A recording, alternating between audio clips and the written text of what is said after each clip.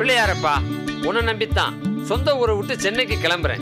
உன்னுடைய ஆசீர்வாதம் எனக்கு எப்பயுமே இருக்கணும். நான் வாழ்க்கையில ஜெயிச்சுக்கிட்டே இருக்கணும். உலகம் பிறந்தது எனக்காக.